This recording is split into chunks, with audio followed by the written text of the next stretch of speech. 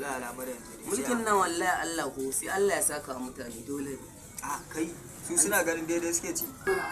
A ce abincin da za ka ci babu masifa ce. Wallahi ga mutum yana ci wallahi yana ƙarya na ci abincin nan. Malam Tinubu ja gaba ya karɓi ƙasa. Furandan Tinubu masu fushi. An sa mutane talauci ya ishe mutane. Awa ya za a yi da rayuwar nan?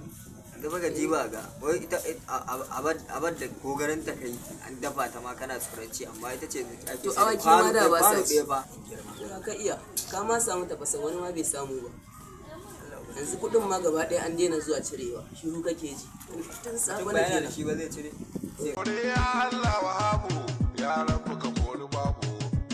Yawa barka da mai POS fa. Yawwa ga nan mai gida. Nawa za a cire ma? For what? Is it for Gary?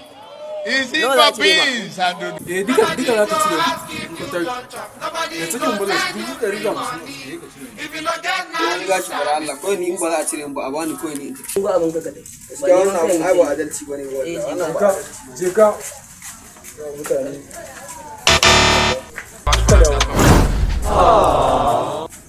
Cikin bulan za ka cire min duka. Sa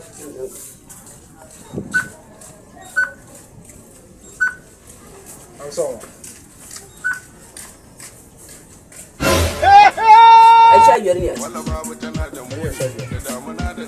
Naira 15 ne a ciki.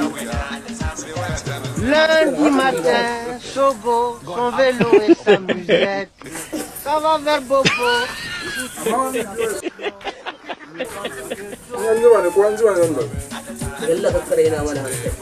Ai ya cinye mutane abu. Kawai ya ga fara mutane abu. Dama ita ce ta kawo dan wahala. Ita ce ta kawo kaza.